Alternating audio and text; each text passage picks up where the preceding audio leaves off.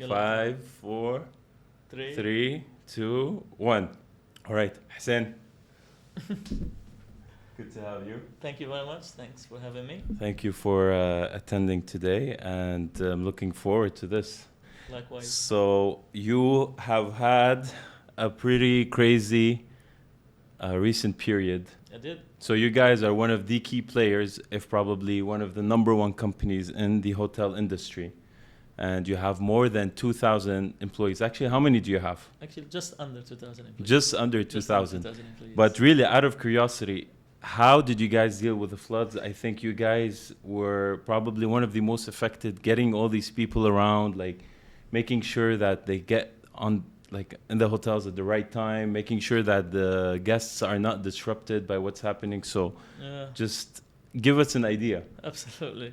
Well, I tell you the truth, it was fun. Not Yeah. really. Okay. But yeah, it was a very interesting day.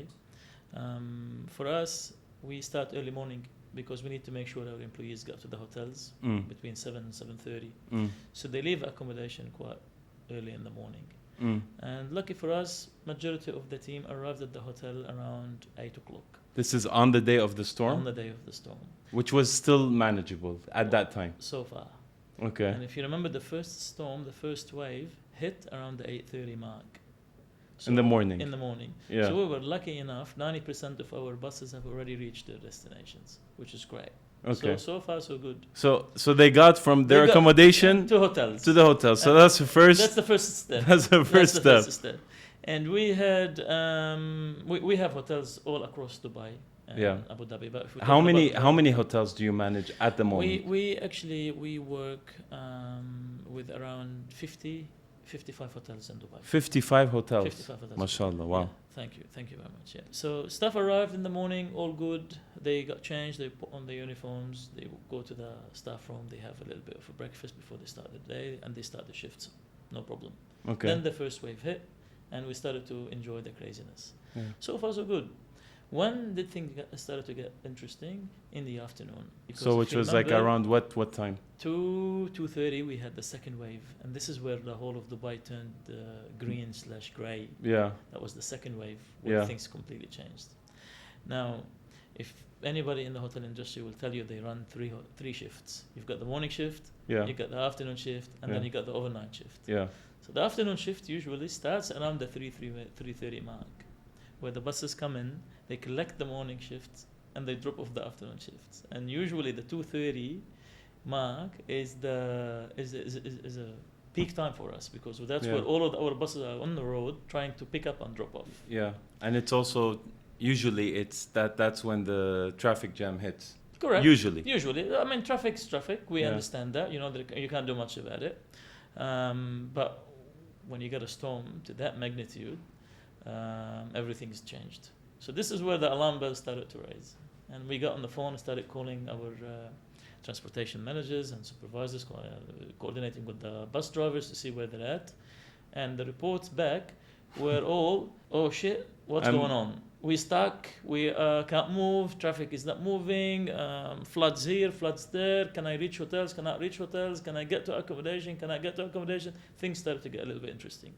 And from that point onwards, until I think around 6 o'clock, myself and the team were on the phones, calling hotel managers, trying to figure out a solution, because it was very obvious buses were not going to reach hotels, and we were not going to be able to pick up the morning staff and take them back to accommodation. It looks like the staff were going to stay in the hotels and sleep there. Really? So Yeah. so all of the hotel staff Stayed in hotels. So I could tell you right now, around 85% of our staff stayed in hotels. Did not go home. Stayed in hotels. Yeah. So staff that were stuck in hotels Yeah. stayed there. Yeah. Staff that were in accommodation couldn't leave because buses couldn't go and pick them up and take them. Yeah. And So- you're talking almost 2,000 I'm people. talking about that number, yeah. Large Wow. number across the whole emirate. Yeah. And we thought, that's going to be only Tuesday. But we had another wave at 6:30 p.m. Yeah.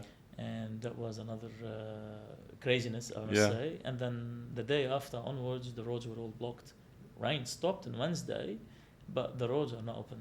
So roads were still blocked. Yeah. And buses couldn't move. That's true. We have one accommodation in Jabal Ali. Mm. It was not accessible at all. so we couldn't get anywhere near it. And staff stayed in hotels actually for 2 days to 3 days. So we had to Oh my God. arrange mattresses, blankets, spaces for them to stay the night. Okay, this is gonna sound like a very, very like silly question, but why didn't they just stay in the rooms? Well, hotels are full. Oh, Who can check out? Nobody can get to airport. Airlines did not send their cars to go collect their guests. If you book your guests when so there wasn't like fully booked to the point where there weren't even There's any no extra movement. rooms? you have damaged houses. Yeah, people Yeah. couldn't stay in their houses, so they were going So booking they're going- hotels to go stay in hotels. Okay. The guests that were meant to be checking out, they couldn't check out anymore because their flights were suspended, so they stayed in the hotels. Oh my And you God. got arrival guests couldn't arrive into the hotel, but the ones that managed to arrive at the hotels, they barely managed to get spaces. Yeah, they came So- swimming. Well, they arrived somehow. Some of them did make it because I think the airport started diverting flights from around the 6 o'clock mark, 5 o'clock, 5:30. They started Mm. diverting planes, Mm. and you have to make do. Whatever is available is available. What can we do? So we had fun those 2 days, but we managed. Sleepless nights. Look, stressful, but Yeah. in the end, you try to see the bright side of the incident. Yeah. You try to stay positive. Yeah. You look at it as bonding. The team Yeah. were bonding with each other, telling stories. It's a good story to tell. And Yeah. look at us now here. We're talking about it. So Yeah. we look at it now and we say, you know what? We survived it. One of those other things that we actually managed to go through without, Yeah. a lot of damage, and we were laughing. And no one from the guests or anything noticed that the staff were like where did you manage to keep them? Well, you have meeting rooms, you have staff rooms, you have ballrooms. It depends one hotel to the other.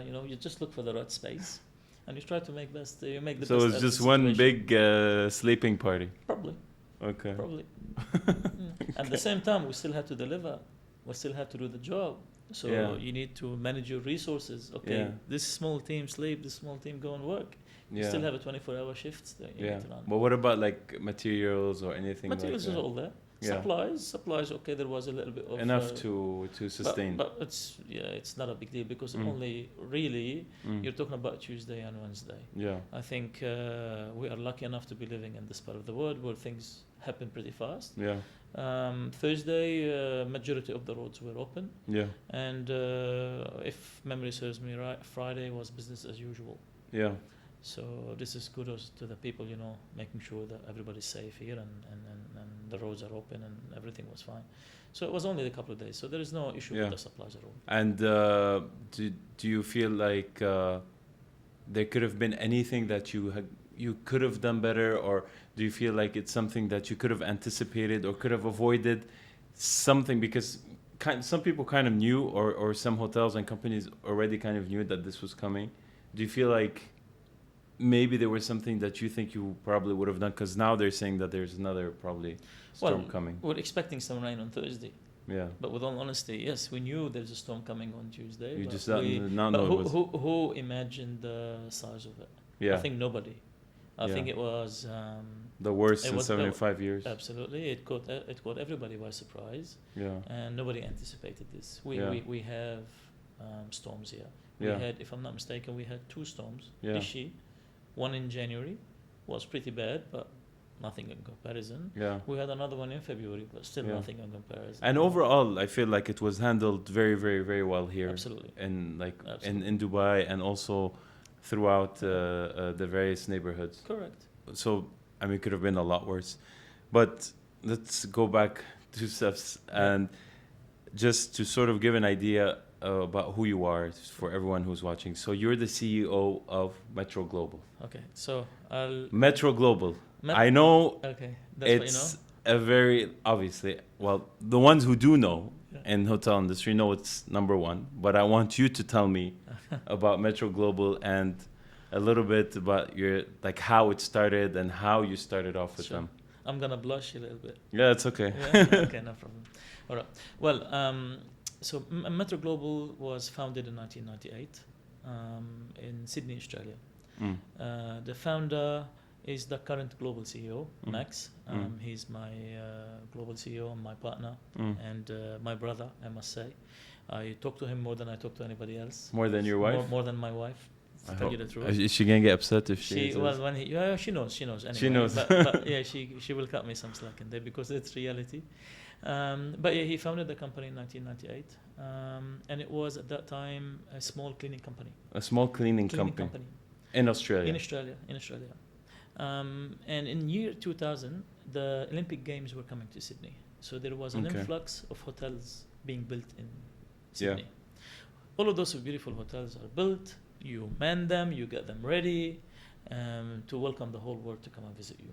We had a lot of visitors from all over the world. They come into Sydney. They enjoyed the Olympic Games. After the Olympic Games, you had the Paralympics. Few people stayed a little bit longer. They toured the country and they left. 6 months later, you end up with beautiful hotels, not enough guests, not enough revenue, not enough money. But you have a massive They call it the post-Olympic depression. Correct, the post-Olympic depression. So you have a lot of cost, but not enough revenue to cover that. Yeah.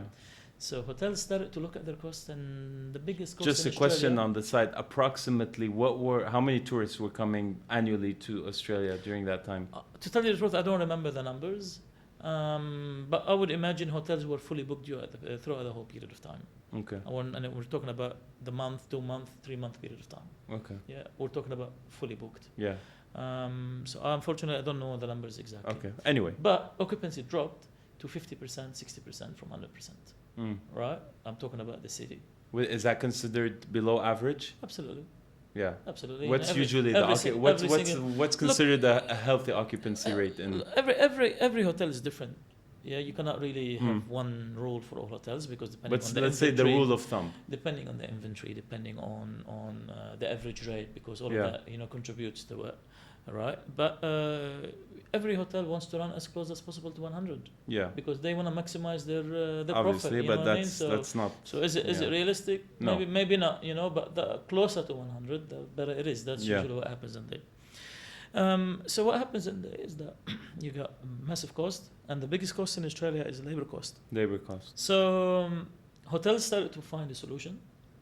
They needed to reduce their cost somehow, and Metro Global found the opportunity by providing an outsourced solution for hotels. Okay. So in a hotel, it's just quick.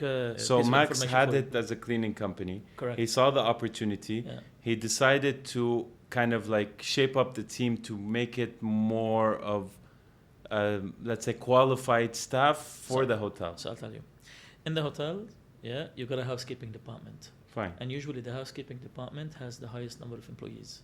Right. Because you gotta clean all the rooms, you gotta clean all public areas, common areas, corridors, whatever, attend to requests, laundry, linen, inventories, manage all of that. So usually around 55% of the hotel team is from the housekeeping department, right?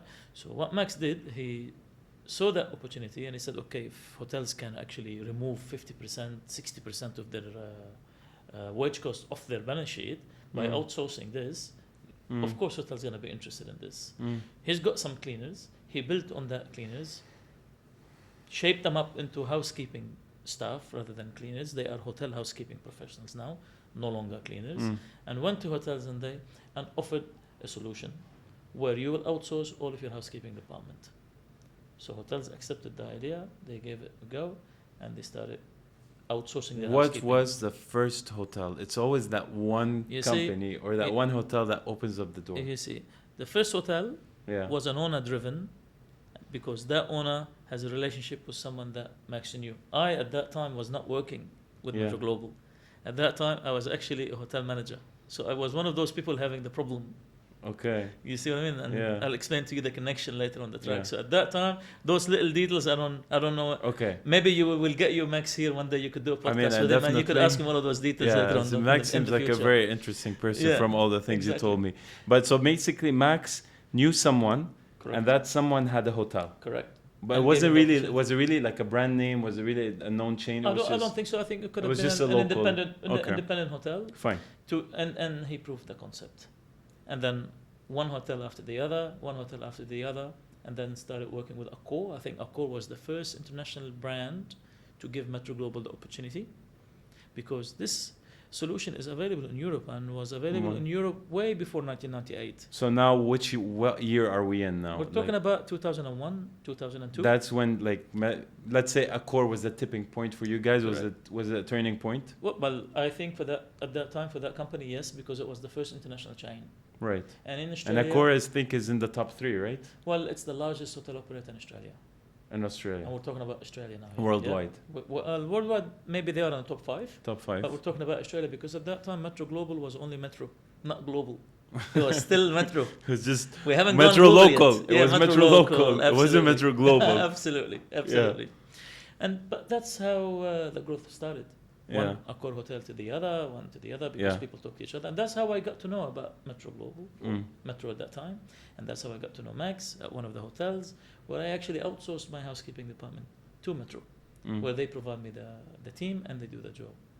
Now, one important piece of information we need to mention in there, but why would Metro do it cheaper than yourself?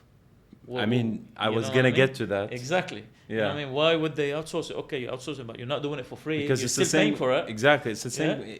Well, I mean, same salary, same. Correct. Kind of. Yeah. Kind of. I mean, if you're going to pay a guy a specific salary, the other guy's going to work for more or less the same. You don't do magic, correct? Yeah. Okay, so what was the trick? The trick? The model that was created, yeah, where Metro will charge the hotel based on occupancy. So if the hotel occupancy is high, the housekeeping cost will be high. But it's a good problem. So it's like a pro rata basis. Because you have the revenue to cover it. Right. But when occupancy drops, cost of housekeeping drop with it. Yeah. For hotels, they love that. So it was a variable basically. Because it was dynamic. It was linked to your revenue. It was dynamic, up and down. Allowed the hotels to budget properly, to know exactly how much their cost is year round, because they can forecast their occupancy and they could forecast their cost as per the occupancy. And they didn't have to worry. Because if you have a hotel, right? Yeah, you say, okay, I'm going to do 80% occupancy for the year. Then you go and you allocate your team based on 80% for the year. But you're not doing 80 in Jan, in Feb, in March, in April. Obviously. It goes up and down. Yeah. So when occupancy drops, you end up with extra cost because you have those people, there's not enough revenue to cover their costs. So what do you do in there? Your cost increases.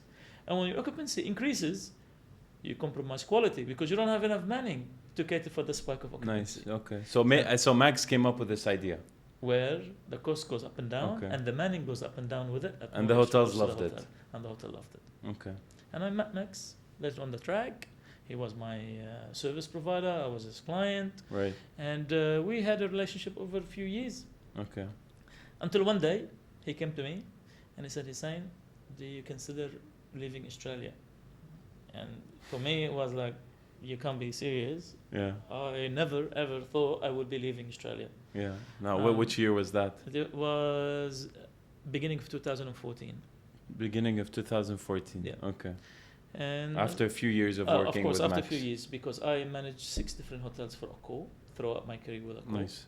And I worked with him in so you majority of those hotels. You reach all the way to the top of the chain by being the hotel manager. Hotel GM. Hotel GM. So I was a hotel general. And what was the largest hotel at that time that you managed? Look, the hotels varied from anything from 150 rooms to 300 rooms. Oh, pretty big. Yeah.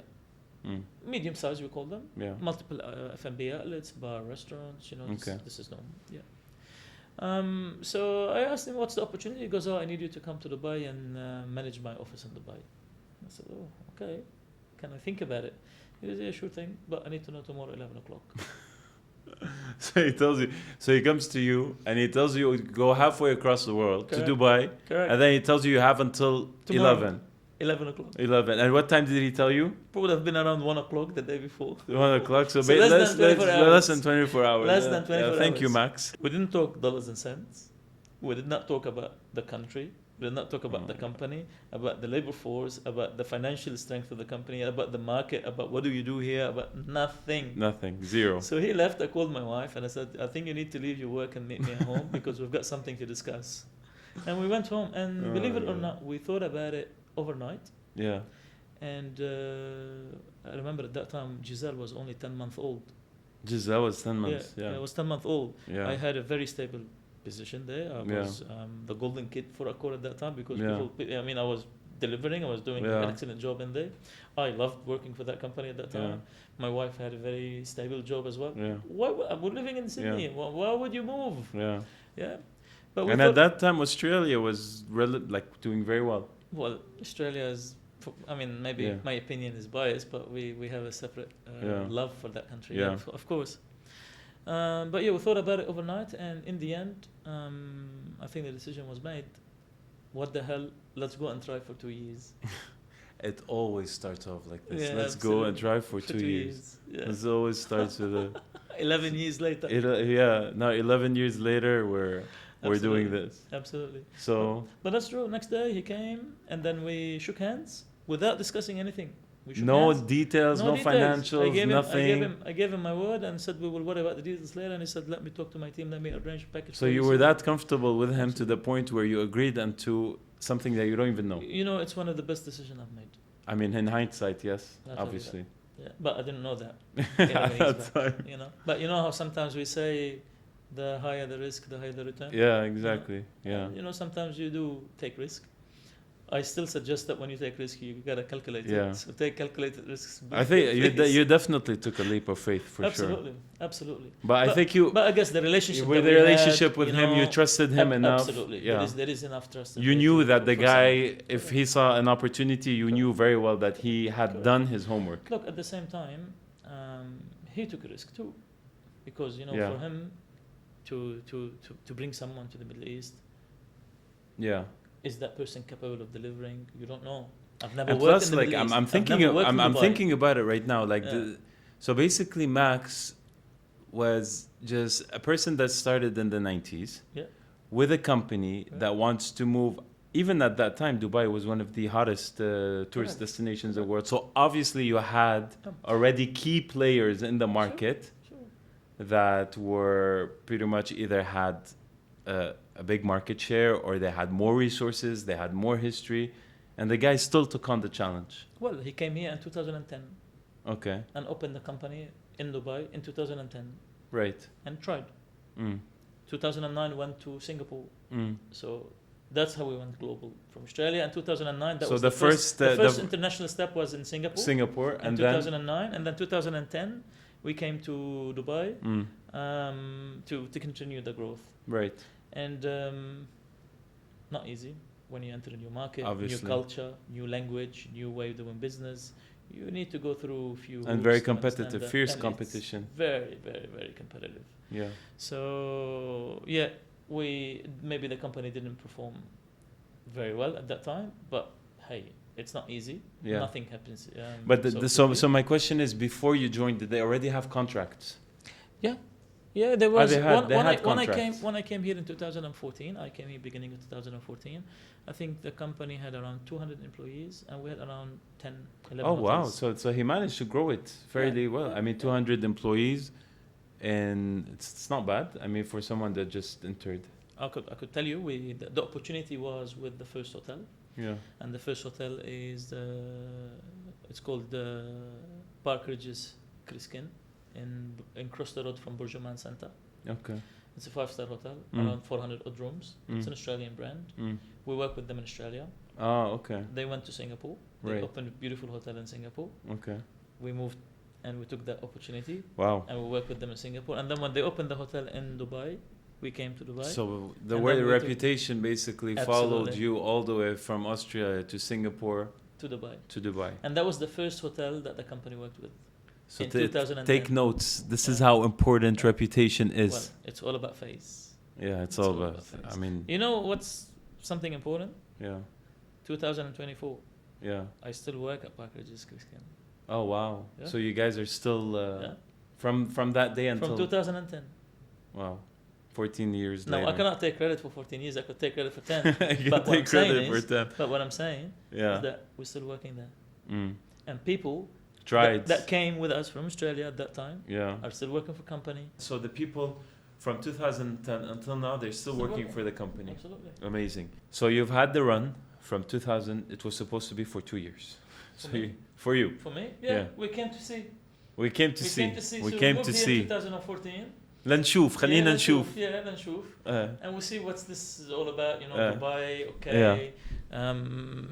you know, what is it all about? Is Yeah. it really, you know, what people Yeah. are saying? And of course, in 2014, a lot of people are talking about Dubai. Yeah. You know, I mean, for me, being Lebanese originally, Yeah. of course, you know, it's closer to Lebanon. I thought, you know, Yeah. I'll be making more trips to Lebanon, whatever, Yeah. you know. So we really needed to come and have a look and give it a go, and it's an exciting challenge as well. You know, Yeah. it's not like it's something boring to do. You know, Yeah. it's an opportunity for me outside of my comfort zone. So All my life, I've worked in hotels. That's since all the what I day did. you graduated. I studied hotel management because I wanted to be in hotels. Mm. I graduated from hotel management. So And you're I worked in you're a hotels. hotelier by I trade. am a hotelier by trade. This is the only profession that I actually worked in. I only work in hotels. Yeah. Now, when this opportunity came up, Mm. considered it more serious because it's still somehow Mm. related to hotels. Mm. I love hotels. Mm. So maybe I'm not in the hotel, but I'm still working with hotels. So we Mm. still talk the same language. Yeah. You know, and believe it or not, that was one of the key factors for the success because I understand what a hotel goes through Yeah. because I was in their Yeah. shoes not long ago. But there's something that I want to clarify also, at least for the ones that are watching. So, okay, we talked about how they started off with housekeeping, Correct. but then obviously it developed into I will explain. other trades. So Correct. I want you to really like Mm. explain, because this is very interesting for ones who Mm. don't know that. Okay. How you get, what's your business model? How you Sure. operate? Because obviously you guys Sure. don't just do No, housekeeping. so Metro Global now obviously became Metro Global Mm. and head office. It went from Metro Local to Metro Global. Yeah, and we went from Australia to Singapore to Dubai. We went to Russia. We went to Slovakia. We went to Germany. We opened offices in all of those countries. We opened office in China. How many countries? Prior to the pandemic, we were operational in 9 different countries. Different countries, Pretty good. divided over 3 regions. Mm. Australia is one region because it's a continent on its own. Mm. Asia is one region, and the Middle East and Europe as one region. Mm. I was responsible for the Middle East and Europe. Mm.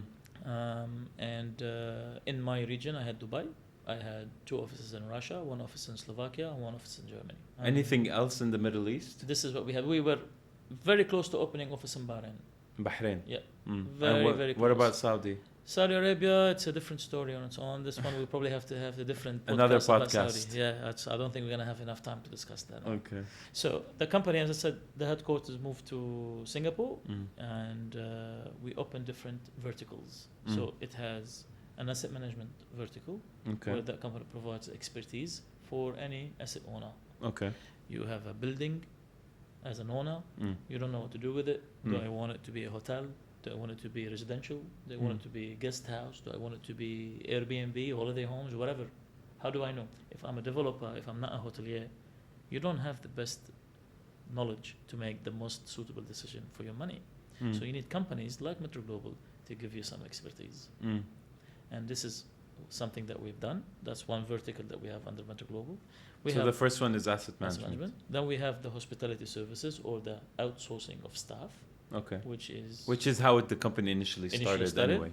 And mainly we have housekeeping departments, including supervisors and managers, not just the attendants, not just the cleaners. It's the supervisors, their Mm. coordinators, their Mm. managers as well. We have a procurement vertical, because if you can outsource housekeeping, you can outsource maintenance, you could Mm. outsource accounting, Mm. you can outsource procurement. Why not? Mm. So we created an outsourced procurement solution, procurement vertical. So Still that's the third one. That's the dedicated, third vertical. dedicated for hotels as well. Mm. Absolutely. And the 4th one is the IT. Is IT. IT. IT. Wow. This one, maybe So the even idea, like- the idea was created to be somehow related to hotels, but we Mm. deviated a little bit from hotels, and now we're focusing more on e-commerce and mobile apps and web apps development. So when you say IT, is the IT basically the internet related service? But it's, what about like the internal? No internal. It's Okay. purely development of Web-based. web apps and Okay. mobile apps. Yeah, Okay. absolutely. Yeah. So managing the idea was there to do internal support, Yeah. but you have to follow the money. Yeah. So the money came in from the development, and we had to actually go down that road. That's true. So And then also internally, I think it's usually done by the facility management company, specifically the ELV contractor, whoever installed it, or whoever has low voltage And some experience. hotels, they do it themselves. They recruit their own people. They don't want to outsource. So it depends on the business. Why would they outsource it specifically web services and Okay. internet-based? Okay. Well, yeah, you see. So those four Sure. verticals that I talked to you about are the main verticals that we have under Metro Global at the moment. Yeah. Not all of them are active in every single country. So some countries... Or not in every single hotel. Correct. So a hotel can pick and choose. Pick and choose. So I've got some countries and some hotels, maybe they use one item from the four. Some other countries have got four active. Depending on their internal resources. Depending on the requirements, depending on the clients, depending on what we can do, what we can't do, depending on what's happening. So I've got those four verticals active, but as I said, 2 of them in one country, 3 in others, 1 in other, 3 in hotels, 1 in one hotel, 2 in other hotel, depending on what the client's needs. So this is what's happening at the moment. Amazing. Also going back a few steps. So the 2 years. Yeah. Then when the 2 year came, when the 2 year mark came, what did you did you call Max or did Max call you? And you're like, so what's going on? I'll tell you. What are we gonna do? I'll tell you. Because you have him first, and then you have the wife. Correct. So I arrived, and Max obviously was looking after Australia, so he wasn't here. Right. So this is very foreign to me. Yeah, very foreign. I looked around, and I said, "What the hell have I done? I've done a massive mistake." That's what. Was that your first reaction? Yeah, that was my first reaction. Really? Absolutely. I mean, absolutely. You were out of your comfort zone. I was very much out of my comfort zone. Yeah. Yes, the opportunity was there, but the current situation was crazy. Crazy how? Okay, messy. Huh? Messy. Messy. Okay. Very messy. Okay. The state at which the company was in. And it wasn't making enough money. So they were loss making. It was actually losing money. And not losing little money. A lot of money. Like in the millions. Wow. So that's why Max brought you. Yeah. Well, for me, I'm looking at myself and I said, I uprooted my family. We went to the other side of the world. Yeah. Stable position. Yeah. Money's coming in. Yeah. Hotels performing. Yeah. Why the hell do I put myself through this? But in the end, you think it is what it is. Yeah. I am here right now. Can't go back in time. Head down, you make the best out of what you have. Yeah. And you give it a good shot. Because for me as well, it all depends on the character of the person. Some people, they say, oh no, I don't want it, I want to go back. Some people, they take it on the chin and they try to maximize the opportunity. Yeah. And for me, maybe I consider myself, I don't know, a very proud person. Yeah. And I wasn't prepared to go back to Australia as a loser. So a lot of pride does help out sometimes. Sometimes. You gotta control it because it's very dangerous. You see, pride is very dangerous. Of course. Too much of it. I'm not disagreeing. Too much of it, obviously. Too much of anything is not good. Absolutely, yeah. So it needs to be controlled. But yeah, I'll tell you the truth. For a period of 6 months, the family struggled. I was unapproachable. Long days, long nights, working. Didn't have time for the wife, didn't have time to spend with the kid. Because I took all of this on board and I didn't really want to put them through the stress. So I wasn't prepared to come home and tell them, listen, now we're in losses, we don't have money, cannot afford wages, cannot afford payment, cannot afford to pay rent, these kind of things. I don't want to put my wife and my kid through the stress. So I was taking all of this on myself, and I was trying my best to rectify that as quickly as I can, so at least I could chill. This was the approach that I took. I don't know if I recommend that, to tell you the truth, because I was under a whole heap of pressure, and I fell into a silo mode. Later on the track, we had a conversation with Sue, and she was saying, "I wish you've told me, because she would have at least she would have tried to help somehow." Yeah. Because for her it was very tough as well. She didn't know anything at that time. And it was a black box. And I was unavailable. Yeah. So she was going like, "What have I done as well?" Yeah. But she was very supportive, and forever I will be thankful. Yeah. Because without her support, I would have never. So succeeded. Shout out to Sue. Absolutely. We have to make sure to say that. It has to go on records. Yeah. Yeah. But with determination, as I said, and for me it was okay. This is the target. I need to make it happen. I need to take advantage of the situation. I gotta find a solution. I gotta make money. I gotta make it a successful business. Yeah. And we started. And 2015 came in. Okay, we lost a little bit less. 2016, I broke even. 2017, we started making money. 2018, more money. So 2019, serious money. So things was changing. And then obviously we had that phase of the pandemic. we're gonna get to that. Completely different. We're gonna get to that. Okay, we'll get to but that. first, because I mean, you are really one of the key players and the best people that I know in this field. Thank you.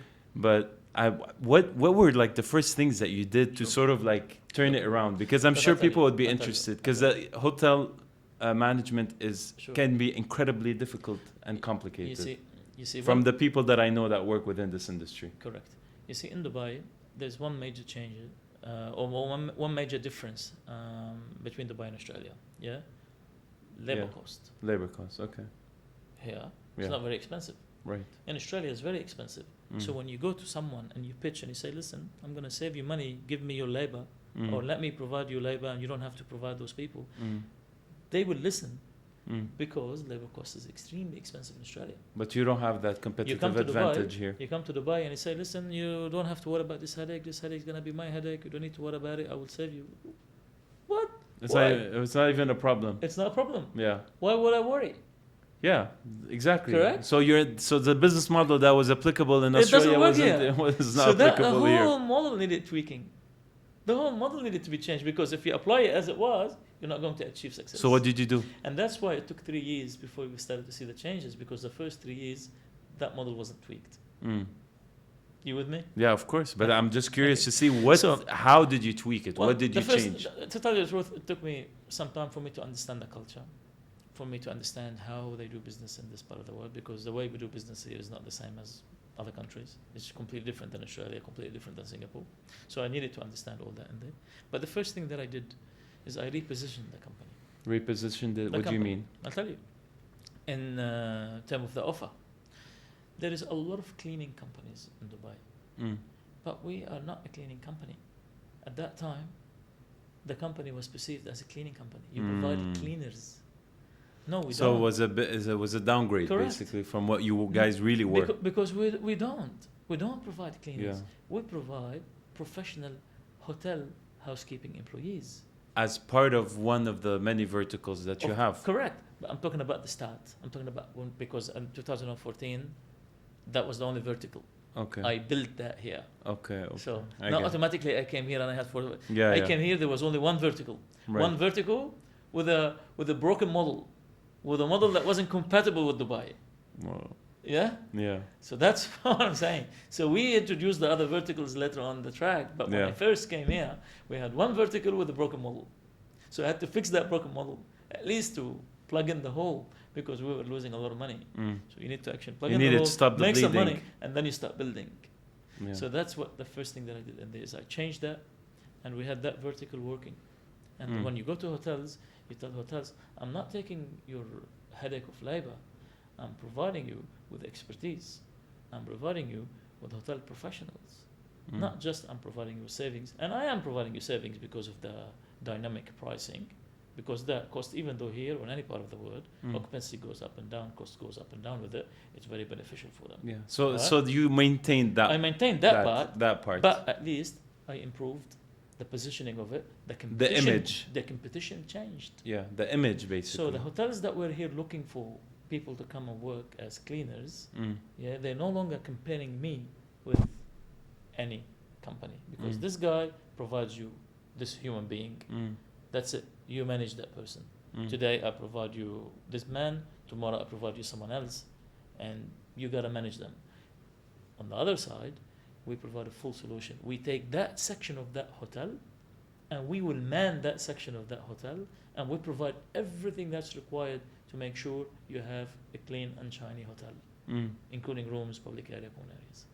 So the whole idea changed. And I started going to market, pitching that. Hotels started to listen, one hotel after the other, after the other, after the other. And we started building. Who was your biggest customer at that time? Well, I still remember the first customer that I signed. Well, yeah, why not? I could say it. Yeah. Was the World Trade Center complex. World Trade Center complex. It's a big name. I had a monster of a general manager. Yeah. I'm not gonna say his name now because I don't know if he likes me calling him a monster, but he was a monster of a human being. Yeah. And in a good way. in a good way, absolutely in a good way, because he gave me the opportunity, didn't Yeah, he? yeah. I mean, yeah. And we're talking about 1,200 rooms there. Oh wow. So not small hotels, 3 hotels, but they're big hotels. Mm. And he had faith. And obviously, when he knew that there's change of leadership, this new guy coming from Australia, and I'm gonna sign with this guy. Oh my God, what is this? Yeah. You know what I mean? So even him, I think I have to be a little bit thankful because he believed in me. Yeah. And And he's still around this GM. he not there in Yeah. different hotel group, but he's still in Yeah. Dubai. I still see him. He's Yeah. a close friend. Yeah. Shout out to him. Yeah. Yeah, but that was the first signing for me here. Mm. And from there, we continued to make time. Imagine this. I go to sleep, I wake up, go to office, and I've lost 80% of my revenue. Overnight. Overnight, 24 hours. 24 hours. I've lost 80% of my revenue. Because I And got to office on that day, and if I'm not 80%. mistaken, And what was your revenue at that time, if you can Because- share this information? Because I'll tell you, because my revenue comes from hotels, right? Yeah, And hotels, their revenue comes from occupancy. obviously. But when the things with COVID progressed and there is a restriction on travel, there's no more travelers coming in, and suddenly we had an abrupt cut to the travel. Was it really industry. was it really abrupt, or was kind of Mate, in 2 weeks' time, I think things started to get a little bit crazy. yes? Within 2 weeks' time, and then All abruptly of a sudden, things, yes. yeah, Yeah, I things stopped remember. here. I remember. It was Uh, kind of abruptly. They Yes. closed the airport. When Yeah. they closed the airport, I mean, there was a lot of like talk and stuff, well, and I think it was a period of 2 or 3 weeks. yeah. But then all of a sudden, Boop, decision overnight, made. yeah, Decision decisions made. were coming out. Okay. Now I've signed contracts with hotels, but when hotel owners or hotel managers pick up the phone and call me and say, "I have no guests. What do you want me to do?" Do I pull the contract, say, "Oh, but you signed here and you have to give me notice"? But yeah, that I mean, Yeah. this you is- you have notice period here. You cannot just get rid of me like that, and you have to stay. You have to pay the penalties and whatnot. before but yeah, you go. legally you're protected. Of course, I am protected. But what happens to the relationship? You gotta look a little bit further. Take notes. This is incredible. That this person, he's not doing this because he wants to hurt me. He's doing this because he's hurt. Because the whole industry is hurt. And if we don't support each other in this period of time, when are we going to support each other? Correct? So in the end, I had to make 2 decisions. I either take them to court and try to fight this fight and, I don't know, collect some money, or I'd understand and say, you know what, we're all in it. Let's all work together to come up on top somehow. Yeah, but you're And paying. and nobody You're paying knew. the price. Nobody knew what's going to happen. I could tell you right now, I had no idea what's going to happen. All I knew at that time is that I cannot go and hold hotels accountable because I know they don't have money. And they're not going to go and pay me from their own pockets because nobody pays from their own pockets. I'm a service provider. And I didn't want to cancel my contracts, even though I could.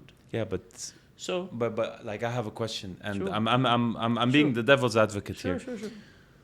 These are big hotel names Absolutely. with a lot of money. Make sure owners here have a lot of money. Obviously, because I mean, Correct. they're big names, they're Correct. wealthy, they've been around for a long time, and then you are a local, semi-international company. I mean, Sure. you're also a large company, Fair but you're not as big as they are. enough. Well, I mean, big Yeah. or not big, it didn't make a difference because at the Yeah, end of the day, but you were in the mental state. You were in a situation. Sorry, you were in a situation where basically they were telling you, "We don't have money.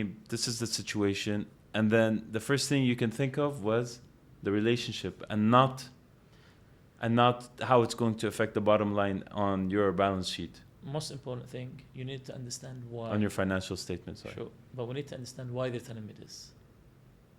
You see, they're not telling me this because they are Yeah, but not that's happy with us. They're telling me this because really they had to shut down their hotels. yeah, but you also had contracts. You had employees. You had Correct, staff. Absolutely, So like absolutely. in your mind, Man, you're thinking. what do you do? So this is the decision that I made. Yeah, but that was such a tough It dilemma. was. It was Well, such a like. Think about this. I don't know if I can. Think about this. Imagine you have Mhm. 1,000 employees. How many? Let's say we have 1,000 employees. I mean, you did have And- 1,000 yeah, at that time, and you, more. and you had to pay their wages. Yeah, Yeah, and wages for me is the biggest cost. obviously. Yeah, because I have an army. Yeah, And the money that I receive from hotels, part of it goes towards the wages. When I lose 80% of my revenue, I don't have enough money to pay for this army. I could pay this army for 1 month, 2 months, at most. 3 months maximum using my cash reserve. But how much cash reserve do you think I have?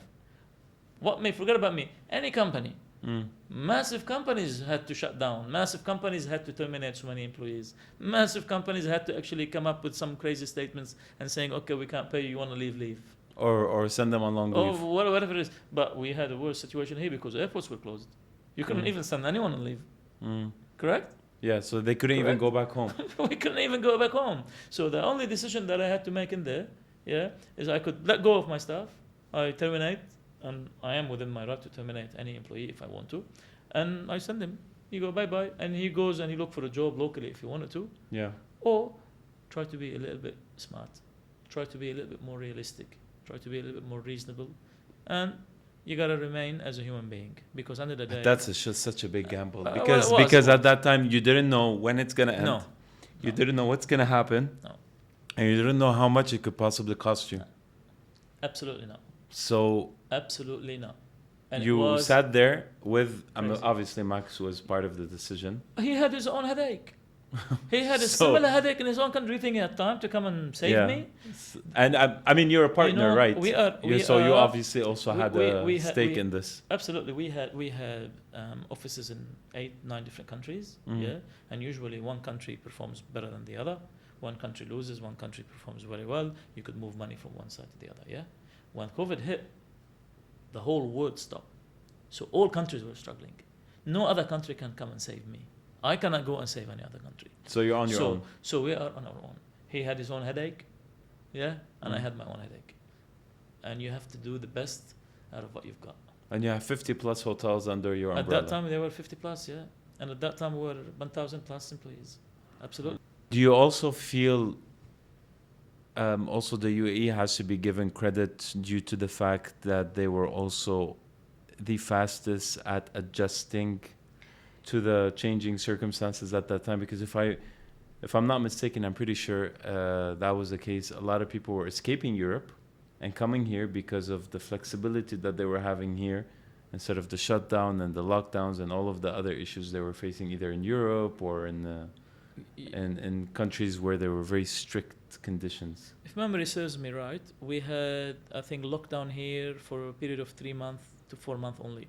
Yeah. That was the toughest period of time. Yeah. From March to It was around June. February, March 2020. To June. Yeah. That's it. After June, things started to open up here, Yeah. slowly. And people started running away from where they weren't coming correct. here. But one thing's made the difference is that the UAE opened up significantly more than other countries in December and January, right? And I remember in December, 80% of our hotels were reopened, right? Reopened. And we had a massive number of visitors come into the UAE, especially Dubai, in December and January. They came in, fireworks, downtown. As if They nothing still- happened. They As still, if nothing they still happened. put I still remember on the floor, they were putting the social distancing. We had the social distancing at the moment. Can you imagine how many people go to downtown to watch the fireworks? Yeah. Right? And then But you they have put social squares, distancing. and between one square and the other, there was a half a meter, I think. Yeah. So that's where you stand, and the other person stands in the. I don't know how they controlled it on the evening, but I'm saying that was on the floor. Yeah, that what I've seen in my eyes. They had But the fireworks at We that had year. the fireworks. And Nothing- we had nothing an stopped. influx of tourists, and those 2 months, they were like a fresh breath of back air, to life. because it provided us with a lot of revenue. Confidence. A lot of revenue. And this revenue went to all of those small to medium-sized businesses, and it gave them the opportunity to stay alive, stay afloat. Yeah. And this money helped Yeah. us continue. Yeah. Because if give this you didn't back. happen, maybe we would have actually had to shut down. Because I was running March, April, Yeah. May, June, July, August, September, And the- October, and the and even summer, November. And the summer is usually the very low month. low month. Absolutely, slow month, right? So when we had the opportunity in December and in January, I remember the numbers were great, were fantastic in comparison to what we were doing before. Now, same story, if memory serves me right, the cases, I think, skyrocketed in January because obviously country was open, a lot of people were coming in there and whatnot. But look, that was the decision. It wasn't my decision, that was the decision of the country, right? No, I mean, And and then- it was the right decision because it turned out at the end of the day that this whole The thing best was. thing that could have happened to yeah. us as a small to medium-sized business. I tell Yeah. you. Yeah. And then I think after January, February slowed down a little bit. They they slowed it down again. They applied certain restrictions again, Yeah. but they were pushing hard with the vaccines, Mm. and we were hoping that okay, we're gonna open a little bit, push for vaccines, higher number of people vaccinated, then we're gonna open a little bit more, and they kept pushing on until I think April or May, where the UAE was pretty much open. You wear the mask, but everything was normal. The rest of the world were in a lot worse state, and we had a lot of people coming in here, and all of these hotels opened up. They need staff. Well, who has staff? Yeah. Nobody had staff because they terminated their staff, Yeah. because they sent the staff home. But Hussein at because Metro they Global wanted to had save money. stuff. But I had staff. I had stuff. I had staff, Okay. and I took every single business. Oh my God. So, what a story. So basically, And you that, took over. and that was the start of the rebuilding phase. El Dorado. And mate, we Yes. went to market. We have struggled to take any business. I have more business than people to work at. Yeah. So there was a lot of work, not enough people, not enough workers. And we were going left, right, and center. Anyone, anybody, any employee you could find, anyone who's looking for a job, bring him in, I'll take him. What a turnaround. And we tried, we started that phase, and we were running. Of course, things started to change dramatically. And, you know, that was the takeoff, I must say. Yeah. And then we had a fantastic 2021, Yeah. even better 2022. Yeah. And that I mean, we did- 2022, you have to also 20 talk about 2022 how crazy it was because of the World Cup. 2022, Qatar. 2022 was the strongest year. It was better than pre-COVID time Yeah. And the history of, of the company. Yeah, yeah. I think we did in 2022 more Because than there were we a did lot of pre-COVID. football fans were Absolutely, staying came here. They went to Qatar. They did the visits and whatnot and Yeah. everything. But you know, this is the beauty as well about this country, that they always think about tourism. They always come up with Solutions. with solutions, with drivers for tourism industry. Mm. People always want to come to Dubai. Now everybody on earth wants to come to Dubai. Yeah. And this is, you know, to our advantage, to our luck that we are in this industry. I mean, last year we had what, the largest year in terms of tourists, number of tourists, what, 17 million last year? 2023, 17 million, yeah. 17 million visitors. Yes. But way more than that passes through the XP. Passes through the XP. Yeah, no, we're talking about ones that stay. visitors that stays here? Yeah, around Yeah. 17 million. Yeah. Yes. Hussein, Fantastic. Habibi. thank you so much. Oh man, I hope I didn't bore you. No, I mean, it's been a lot of fun. This was great. Very good. See, I told you, it's not so bad. No, not at all. And thank you very much for hosting me. Habibi, You know, it's should be fun. yeah. This will be a lot of added value for, I mean, whoever wants to work in the hotel industry. Fantastic. It's a Thank you great very much. industry. Habibi. I hope I was able to add value. Yeah. Akid, for sure. Thank That's you. the whole point. It's to add value. It's the whole point of the podcast is to add value and bring great people such as yourself to Fantastic. sort of give their summary of experiences be everything that they do. Thank you very much. Thank you for time.